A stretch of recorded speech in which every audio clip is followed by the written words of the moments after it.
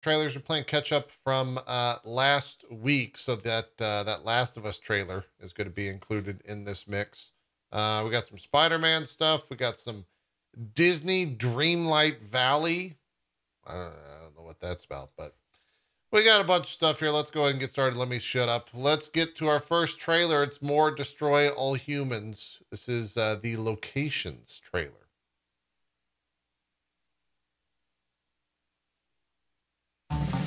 Soon the citizens of Bay City will be embarking on a very bad trip.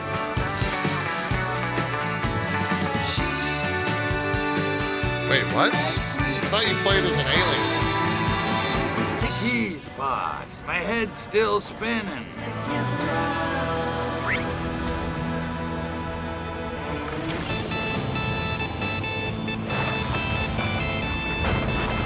I expected I'd find you here. You're quite sporting, Crypto, and I do admire your spirit. Roll on forever, babe, roll on forever, babe, roll on into the end of time. You know, I wasn't that big on this game, but the destruction does look fun. The destruction aspect does look kind of fun.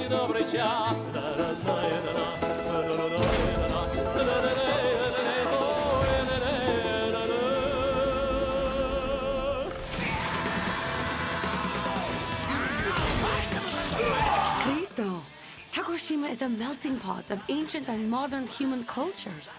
It has a rich history and a vibrant popular culture.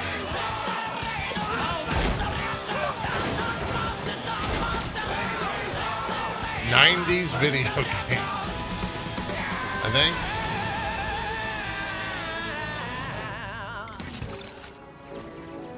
You go to the moon? Nice. Okay, sexy, what's the plan? We need to cut off their radiation supply so we can slow them down.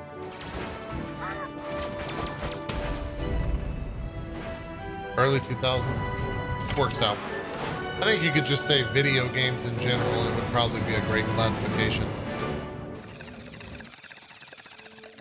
I mean, she was clearly wearing like level 100 armor there, so, you know, at least she's got that type of protection. The Champions of Chaos Festus trailer. I feel like every trailer that we see is some like long-standing name of something, and it's fucking made up. It's just, what the fuck is Festus?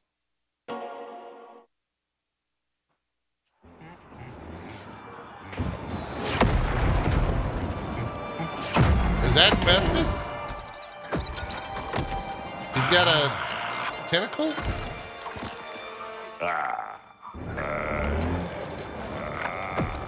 Is that a spoon? Oh, I'm interested now.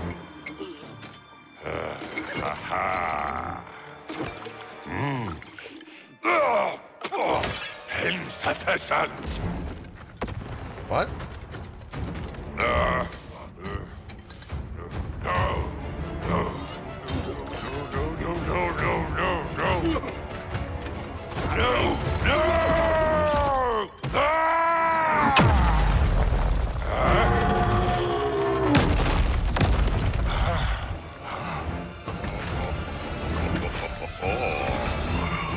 Of course.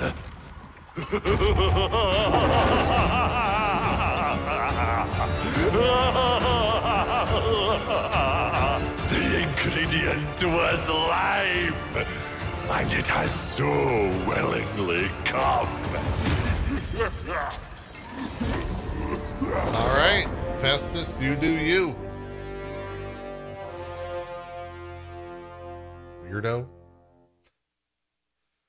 Oh, great. We go from that to a game called I Was a Teenage Exocolonist. I don't know what to expect. Hope it's not going to get me banned.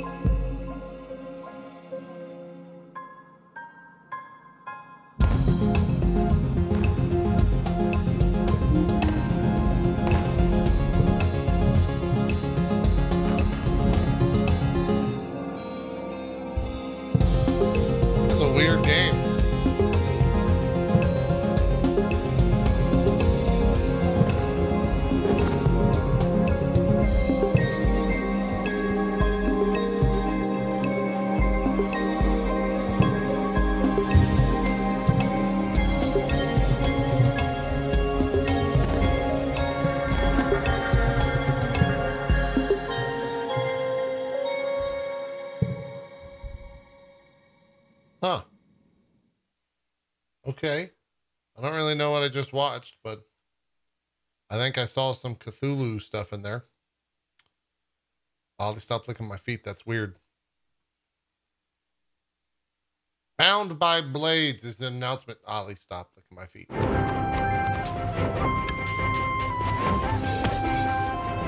Oh, that was kind of fun.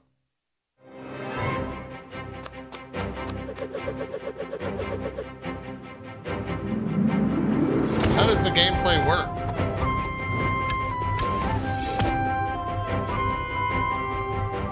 I like loot.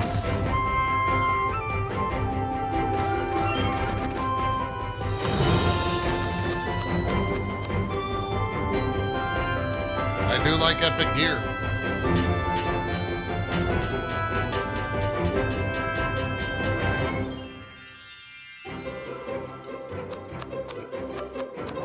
I don't have any friends, so this doesn't make sense. I don't know how the combat works.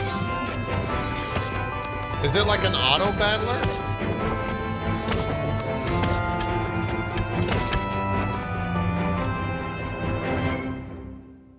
Weird. What does it say in the description of that? Indie action RPG with a focus on intense boss battles. Doesn't say. What's it say on Steam? I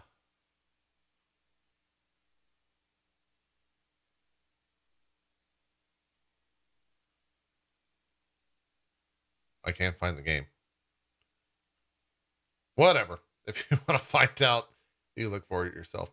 We got an update for Hunt Showdown. I believe this starts tomorrow or maybe today. It's called Serpent Moon.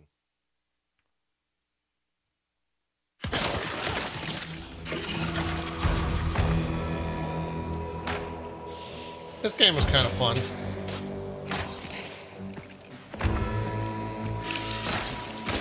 Oh, it had that spider in it. I hate this game. Forgot about that.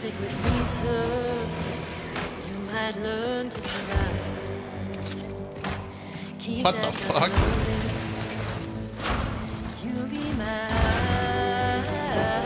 These devils among us are out for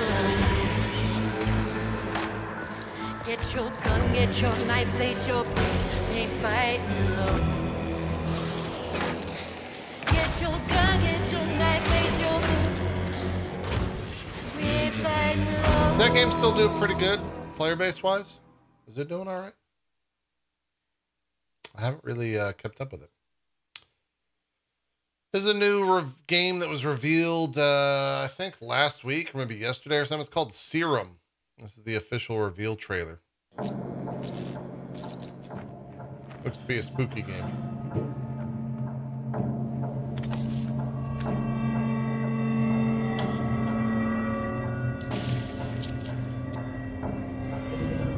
What are those radioactive roly-polies?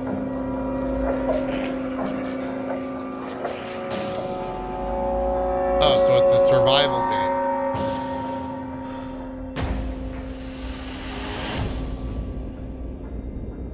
Huh. Another survival game.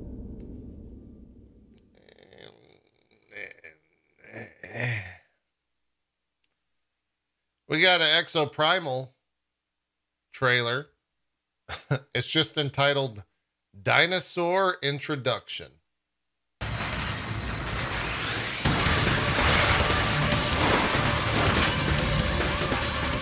Dinosaurs!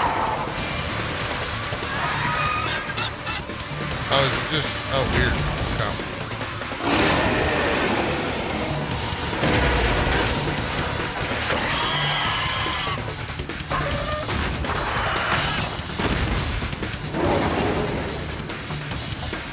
Are they gonna do like who's next at the end of this?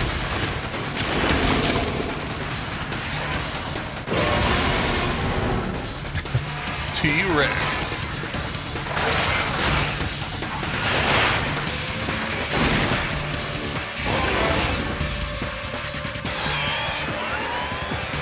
Ah, yes, everyone knows about the Gasneosaurus. Or the Yes, everyone knows the Sniper Neosaur. Or the Evoker. Or the Pyro Neosaur. Classics.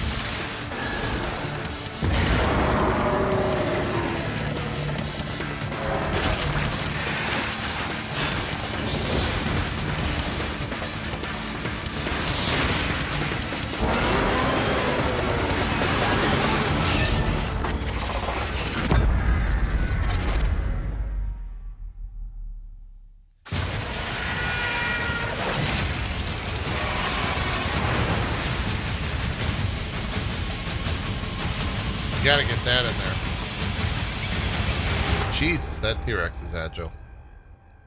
You know, I wonder how that game's going to do sell-wise. I really wonder, like, is that game going to be... Are we going to see Capcom announce that game sold like 20 million units or something? It's got dinosaurs in it. Maybe it's big. I don't know. All right, Weeb's out. Here we go. Genshin Impact.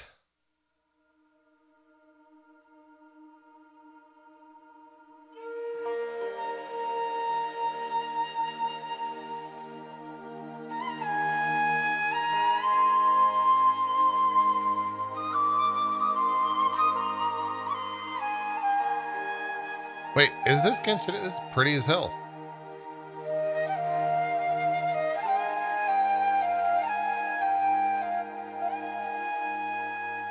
须弥与以往的大版本不太一样，它含有雨林和沙漠两大部分。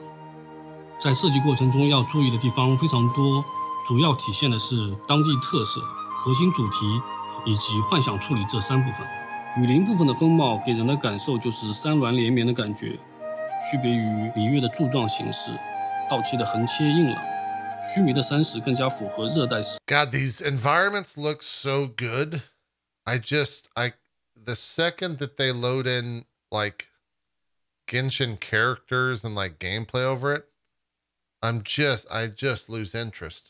湿润的地区特征，这种偏柔性轮廓的山石结合古代巨树，贯穿在整个地块。Like, okay.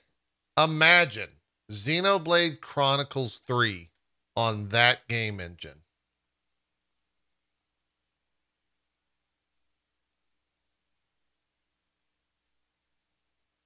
Insane. 植被方面，我们找了非常多当地特色的植被做参考，主要体现的是鲜活、生命力、湿润感以及热带特征。沙漠有沙漠风暴、绿洲、渴望水的植被。被风沙侵蚀的岩石，巨大、神圣、具有历史感的遗迹。整体的设计既表现雨林和沙漠的自然魅力，又揉进了很多幻想元素。我们一直在尝试设计的边界感，我们不想做非常现实的设计，也不能过多的放飞，需要做好异国风情、幻想度以及真实感之间的平衡。各个区域的主视觉同样非常重要。须弥的世界设定本身给视觉的多样性提供了非常好的支持，有各种各样奇幻的内容。这些内容根据玩家的游玩体验以及美术逻辑安放在各个区域，这样玩家的视觉感受和情绪变化都会更舒适一些，整体的游戏体验也会更好。玩家初到这片奇幻森林，会发现一座建立在巨树上的城市。在这片被草神护佑着的国度，你会遇见一群可爱的小精灵。小精灵可是只有小朋友才可以发现它们哦，需要你帮他们解决一系列隐藏在森林深处的危机，才可以获得他们的信任。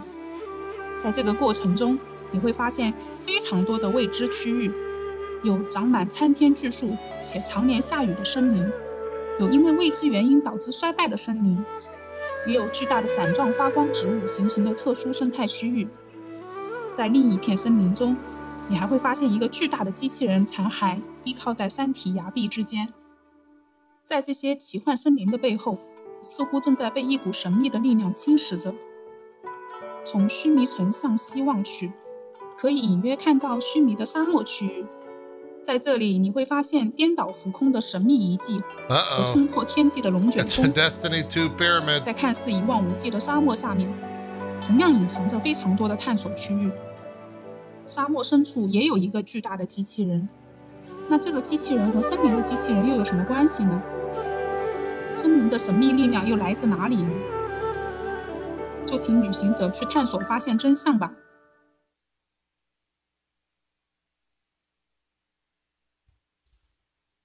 Great. I'll never play it. I'll never check it out. It looks cool, though. We got a trailer for Apex Legends. This is a Stories from the Outlands Survive. It's an official cinematic trailer. Is this a new character? Oh, God, I guess these.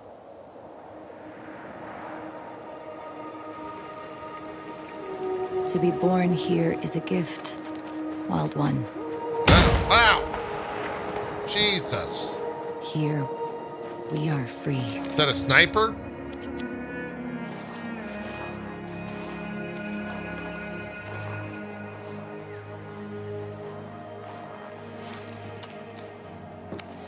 I never wondered what lay beyond the stars. Everything I needed. Is this a monster hunter? Here.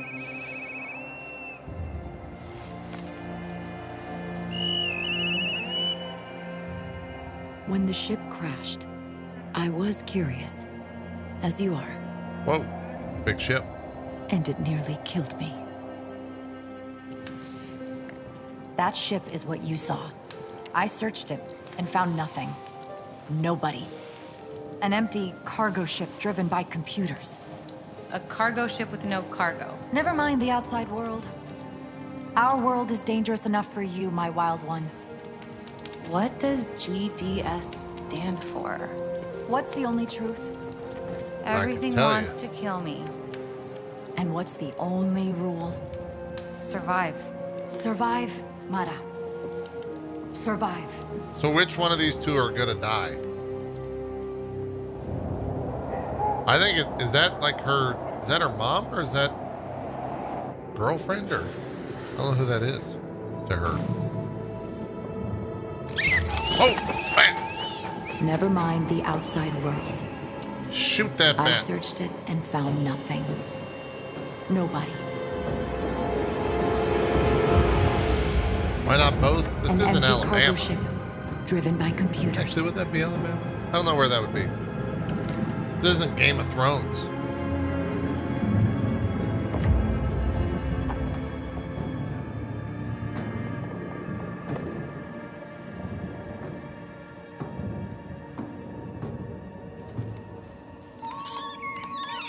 Hey there, little guy. I won't hurt you. Prisoner T-0323, Xenia Contreras, sentenced to life aboard the Gaian detention ship Vantage. No, my mom was born here. She told me so. Prisoner T-0323, return to your cell. What the fuck?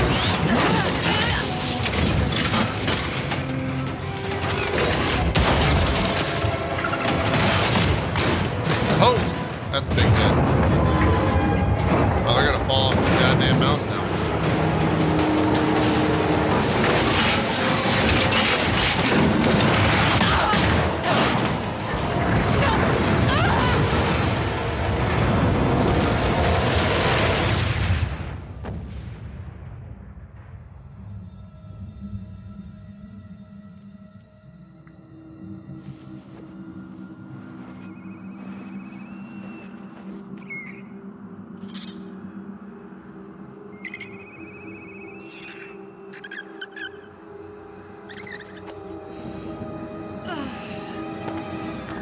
Oh, that's a shitty feeling right there.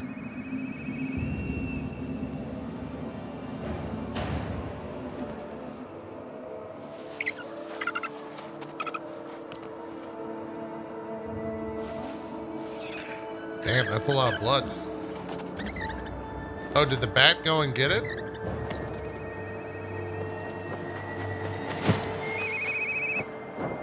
Mara.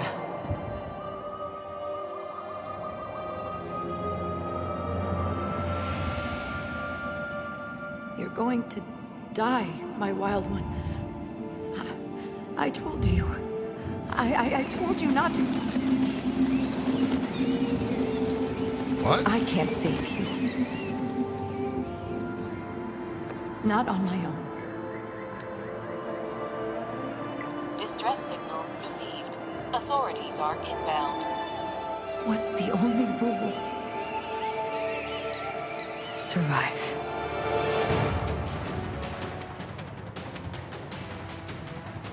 What?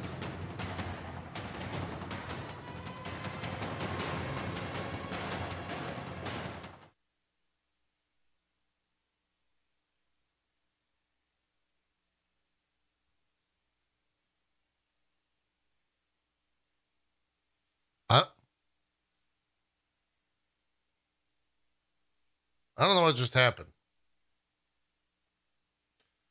That was a weird trailer. I was on board until it like, I don't know. I don't know what just happened. I couldn't tell you. Well, let's move on. Multiverse has put out this trailer. It shocked people everywhere. Lebron is a playable character. Let's check him out. Time for the main event. Let's get He's a bruiser. Can't so stop weird. this, though. Batman and LeBron? Sounds good to me. Yeah, That's why all, not? folks. Right, Zoinks. What a matchup. Take that. Showdown. Up, up, up. Boom!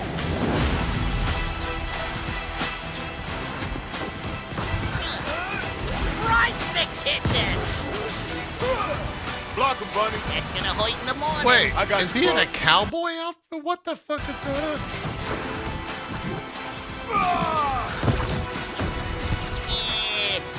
Next. Let's do this again, bud.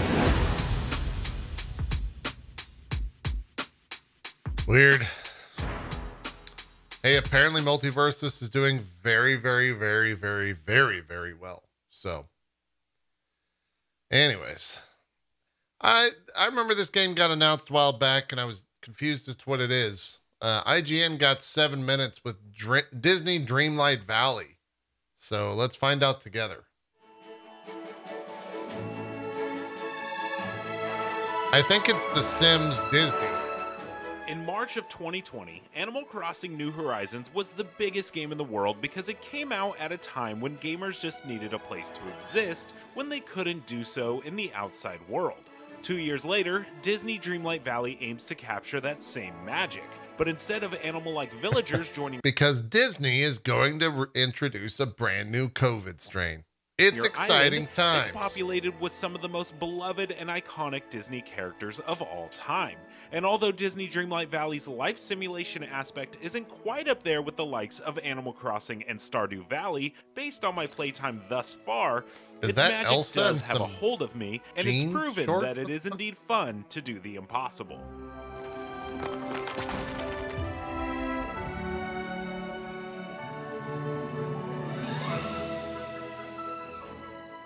When I first booted up Disney Dreamlight Valley, I never expected to be reminded so much of Kingdom Hearts. More on that later, but yet here we are.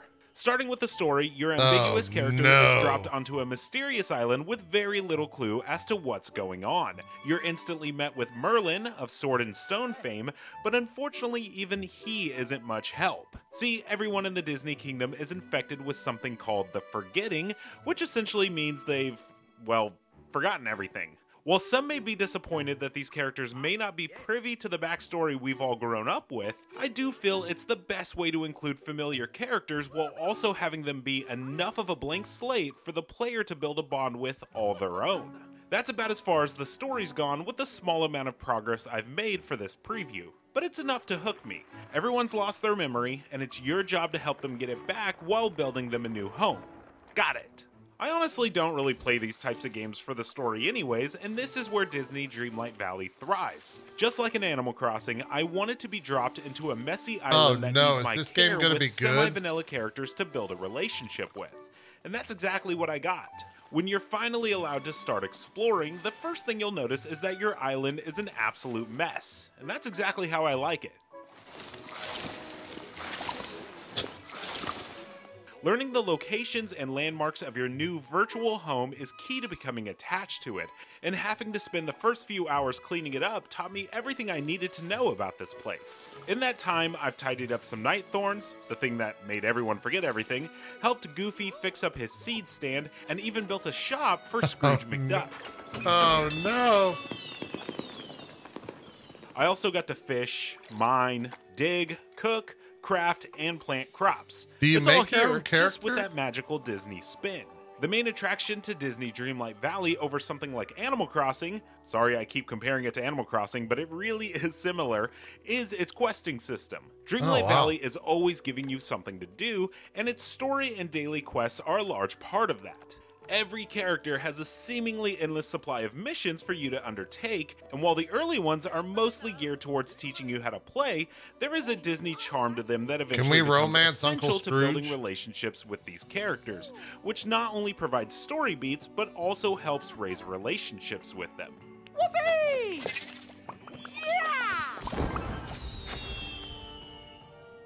Every character you Is that a meet has battle a pass? friendship level with their own set of rewards, and while you could eventually make it a personal goal to max them all out, I found it was best to see who offered what so I could focus specifically on attaining those rewards. When you first drop on the island, there are only a handful of villagers to complete missions for and build bonds with. Merlin is your tour guide, teaching you everything you need to know while driving the story forward. Well, hello. Goofy is a vendor, always eager to buy and sell things you might collect, and Scrooge McDuck acts as this game's Tom Nook, always lightheartedly pestering you for coins to upgrade various village landmarks, including your home. Remember when I mentioned that Dreamlight Valley gives me Kingdom Hearts vibes? Well, that comparison is not just because there are Disney characters in a video game. I'm so sorry to have to do this again, but just like in Animal Crossing, you're not just building an island for yourself, you're building it for other villagers to come and stay. Yeah! To make this happen, you'll need to visit other worlds, each complete with their own setting and iconic Disney friends. For this preview, I was only allowed to visit Moana's world, and unlike Kingdom Hearts' truncated retelling of an iconic story with a heartless twist, these are just small questlines with the sole objective of getting the classic character to come live on your island. Thanks for coming to see me. After sailing around with Moana to find a lantern for her boat, she agreed to come live in my world and even brought over a list of Hawaiian-themed items for me to craft and build. Each world visit is nowhere near as extensive as you would find in Kingdom Hearts, but gives you enough of a story reason why you're living in a valley filled with random Disney tunes. At first, I wasn't sure where the meat of the gameplay for Disney Dreamlight Valley would be coming from.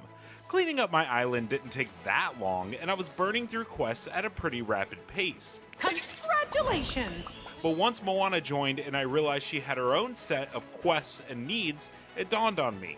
Disney has nearly limitless amounts of properties, and since Dreamlight Valley is a live service game, with enough player support, I can't even imagine what your world can look like in a year's time. I was only able to visit a few of the starting biomes, but your valley seems pretty big, and every time you log in, your villagers will literally be begging for your attention.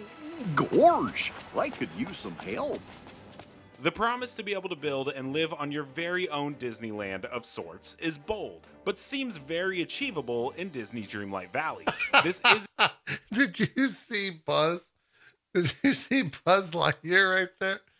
Sorts is Look. bold, but seems very Look at this dumb motherfucker sneaking around right here. Look at this shit. achievable in Disney Dreamlight Valley. This isn't a farming simulator, however. If you're aiming to be a hardcore manager of crops and watering systems and looking to raise as much profits as possible, this isn't the game for that. Crops grow in minutes, your watering can never runs dry, and chugging apples and cookies can re-energize your character in seconds. No, winning in this game means forming bonds with your villagers, building a house in town but to your can you, exact liking, buy and those dressing for up real in money? a seemingly unlimited amount of outfits for your character. With countless Disney properties at Gameloft's disposal, Disney Dreamlight Valley has the potential to be fun for as long as your imagination holds up, and I can't wait to play more. For more, check out our final hands-on preview for Saints Row. I'll say and of course, this. for everything else, stick with IGN. I'll say this. If they do the monetization correctly in that game, that might be a massive, massive game. That could be very, very big. We'll see. We'll see what happens. This next trailer is going to run a little long. I haven't watched it yet. It was the talk of the internet. I think a lot of people have formed the opinion that this is a cash grab. It's The Last of Us Part 1 rebuilt for the PS5. Let's check a look.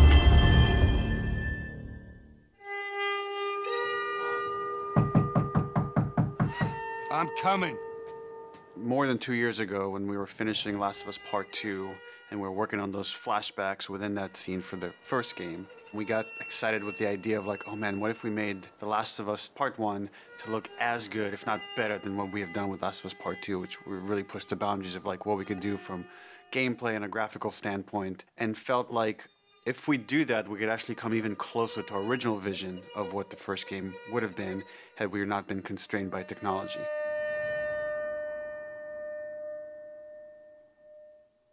The original creative vision of The Last of Us, I think in a lot of ways was larger than what the PlayStation 3 was capable of.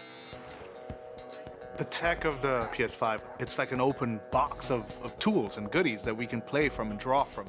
The 4K, HDR, improved haptics, 60 frames, help us to reimagine The Last of Us. It gave us opportunities to rebuild our characters at the highest fidelity. Not only are the characters more detailed, I mean down to the irises and the pupil depth. You know, you fall into the eyes of the characters. Aside from that, the facial animation is just way more believable. Like all the nuances, all the little subtle reactions, glances, glares, right? Like you get all of it almost closer to sort of the original performances. So no matter what, you stick to me like glue. Like glue. Like glue. Got it. Good. Good. We are able now to not only just have the highest fidelity characters. I mean, it does look better. But also in gameplay. It's the same character. So but now is it worth $70? Probably not. Every part of the game has benefited from seamless transitions and emotional scripting. Pretty good, huh? Our stories happen in gameplay. On a stick. She knew my mom. All this stuff is designed to keep you constantly in this world. Riley, come here. Now you got this, go.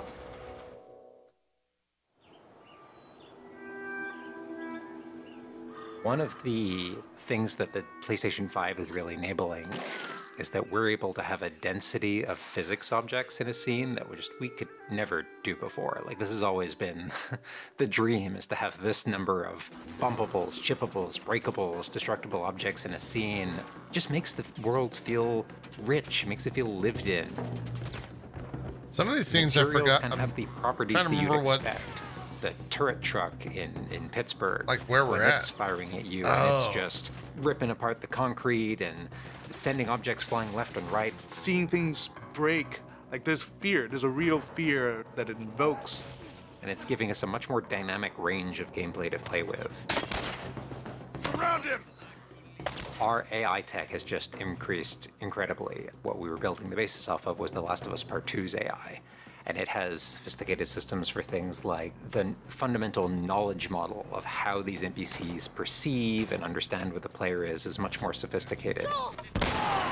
Now how the enemies are communicating with each other, how they're chasing you, how they're flanking you, how intense that fight feels, it's so much more rewarding coming out of it from the other side. Yeah, if they put this on PS Plus for free, the price is probably right for that. One of the other big AI improvements is the buddies. The buddies technology that we developed for The Last of Us Part 2 has this very sophisticated understanding. But that would mean that they started lost with that, their exposure. We not only have exposure, I don't know if they're willing to do that, whereas Microsoft's like, fuck it. Okay, that enemy is walking forward and they're about to round this corner. So in 3 seconds, that corner is going to be exposed. So I'd better move now to avoid this enemy seeing me. This really lets the buddies make very complex decisions and maintain that feeling of stealth much more believably. Another big enhancement to the gameplay is that we have this technology called motion matching. Motion matching is this technology that's basically using logic that tries to match the desired movement to a bucket of hundreds of animations. A mocapped actor has gone in and run this whole gauntlet of movements to get a really full set of all the different ways a person can move. And then it's basically every frame trying to find the best matching animation that fits the path of where the character is going to go. And this motion model just gives this really seamless sense of transition. The player's movement is just a lot cleaner. It's this really smooth, organic movement through the space. First, we just had to build that core experience. And then beyond that, we wanted to add several features that fans have been asking for. For example, we now have a permadeath mode. Along that, we've added a brand new speedrun mode, so players can time themselves. There's a whole community of gamers that just want to see how fast they can play through this game. Beyond that, we added a bunch more speedrunning community for unlockables. So there's all these different outfits for Ellie and Joel that people can unlock. A model viewer mode, so people can really appreciate the details. We added award-winning accessibility features. Every single accessibility option that we offer, that's a barrier removed. People speedrun everything? Yeah. As she surveys the apartment. But sure, people speedrun everything. But is there an active more than 10 community for a fucking speedrunner for this game? Her eyes wander to Joel. She steps past the couch. He wears the wristwatch Sarah gifted him, which now has a cracked face. To my knowledge, this is the first PlayStation game that has audio description built into the game, built into the cinematics. Now it's nighttime. Joel stirs in his sleep. That's pretty cool. And that's really the way we've tried to push the frontier of accessibility on this game.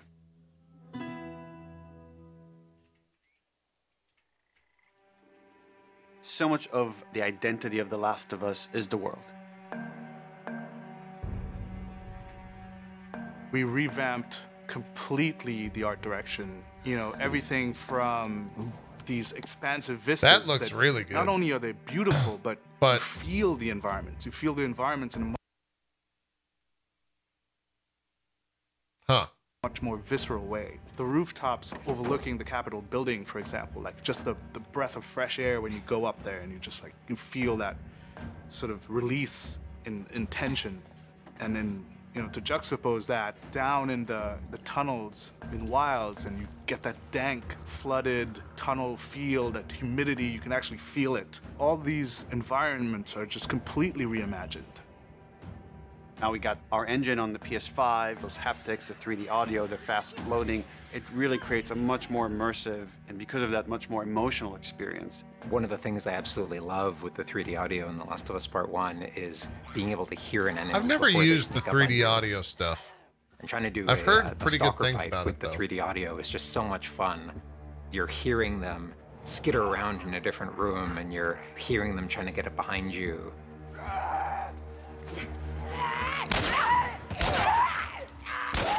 Having that two-part reaction of like hearing, turning, seeing, reacting, it just really heightens that sense of just being grounded. You are in this I'll character. never forget in this sequence world. right here.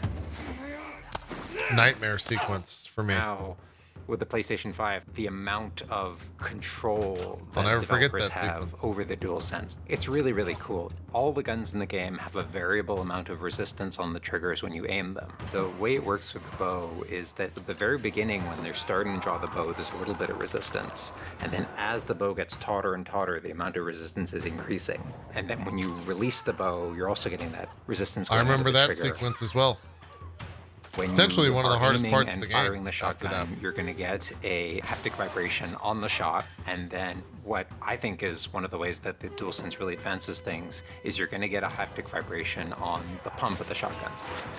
And what's much more sophisticated about that on the DualSense is that in effect has a little like speaker in it, and it's playing an audio file that comes through in the vibrations, and those two beats is what you're going to feel on the controller. Looks like a good spot. This also ties in to the new workbench animations. So if you're seeing Joel taking apart a gun or screwing something in or putting a new stock on a gun, that moment where he's like jamming that on, you're gonna get that haptic feedback on that.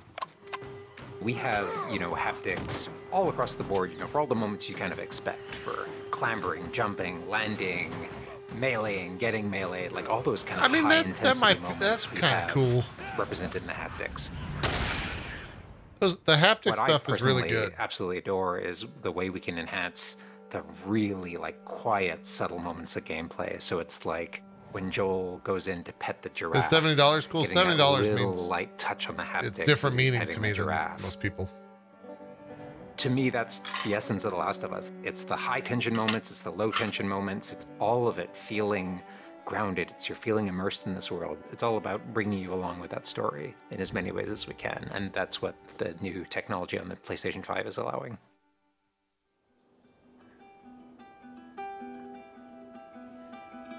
Was that everything you hoped for? Jury's still out. There's something special about that core experience of playing as Joel and Ellie on this journey. Then to take that experience and really honor it and keep the authenticity of it, but elevate it in every way possible, whether it's pipeline, whether it's art direction, whether it's a technology, everything that allows us to make that experience better. Not different, extremely better. That's why, to me, this is the definitive way to play The Last of Us.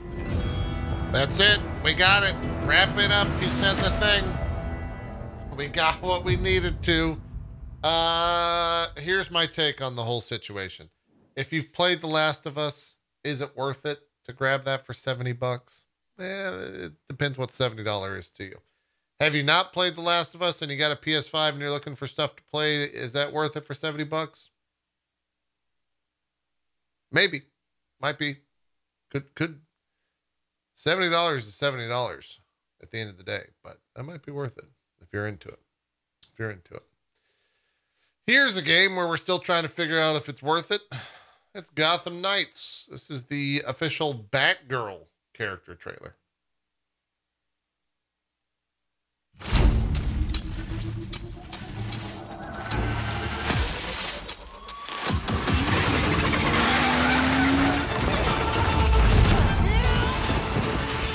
She looks pretty cool. If there's one thing I've learned about Gotham City,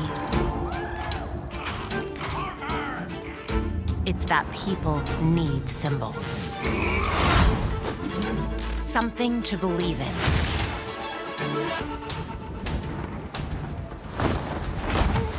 What was that?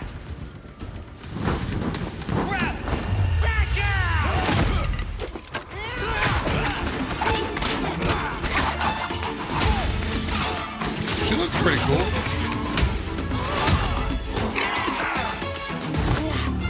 Well, let's see some in-game combat.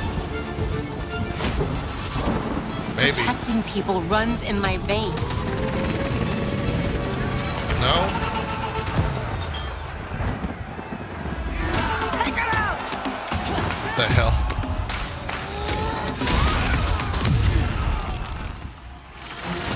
No matter what alias I go by, that's who I am. That's who I'll always be.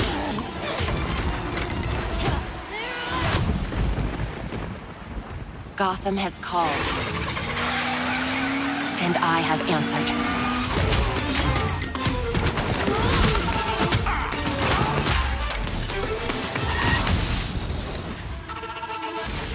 I don't know, still kind of hard to judge.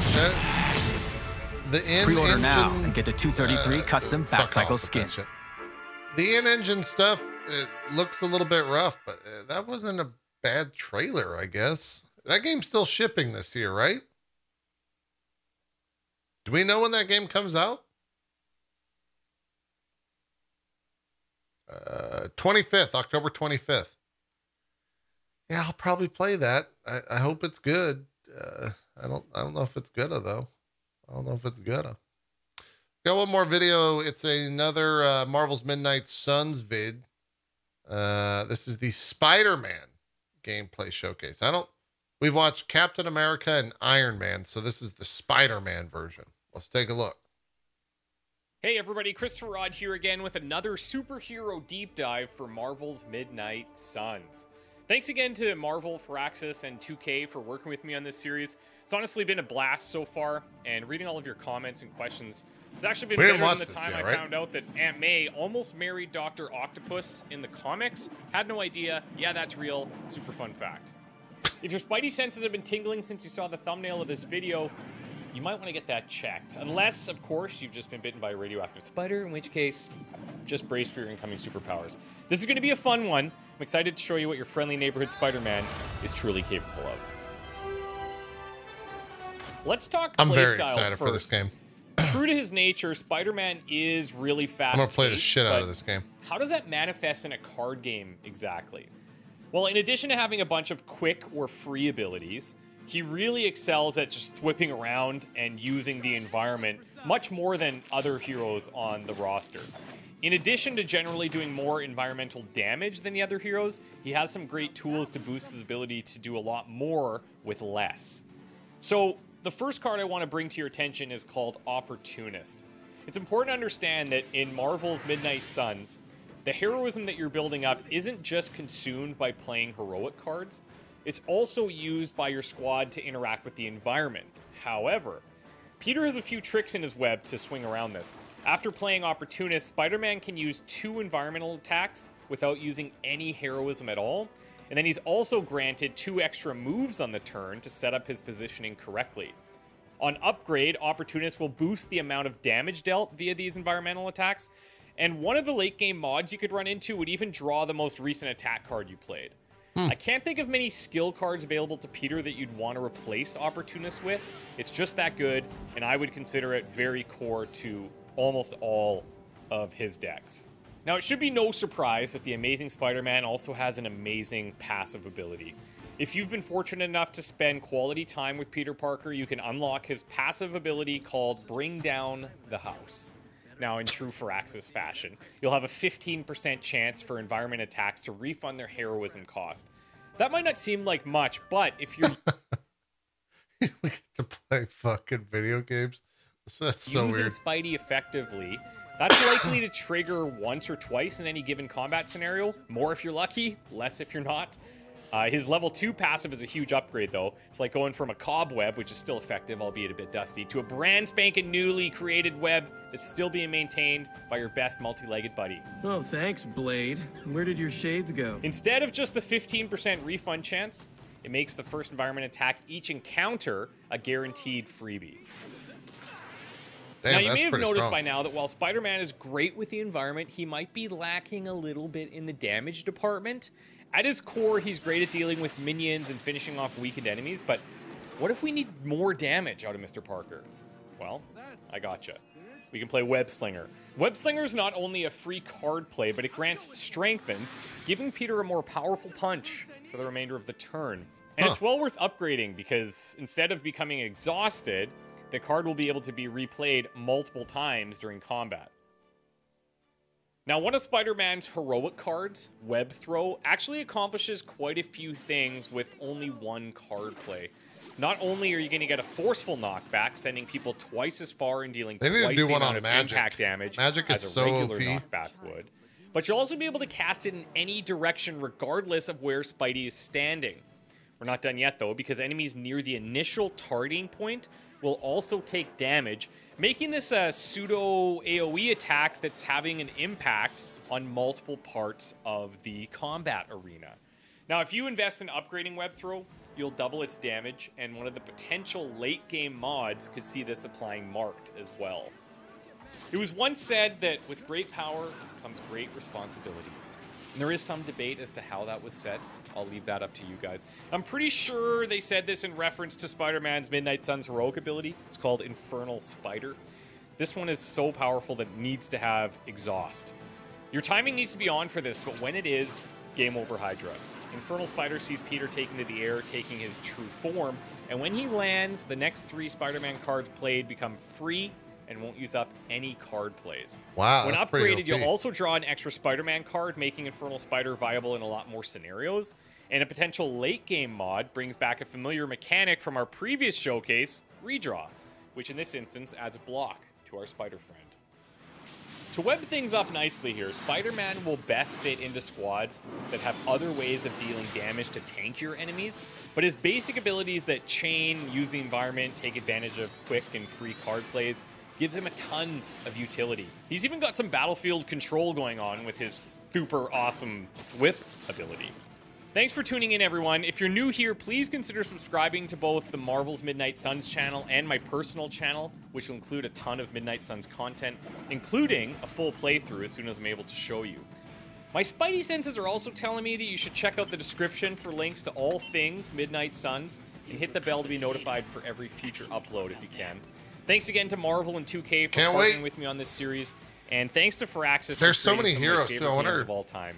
We will see you in the wonder next if they're going to do videos on every single character. It should be good. I'm looking forward to play that. Comes out October 7th. We got a little bit till that comes out. Anyways, that's going to do it for trailer time today. Trailer of the day go. What does trailer of the day go to? Maybe that Disney game, only because if I promote it enough, they'll give me some of the money. I don't know. Let's go with Disney. Let's go with Disney. Let's get that bag. Disney, you had a good IGN thing. Maybe let's see some more of that. Let's see what the let's see what the game, you know, put some MTX out there. Let's see how you're going to make money off of us. Let's check that out. All right. Thank you so much for watching. We'll see you Thursday for another trailer time. We're out of here. Bye-bye.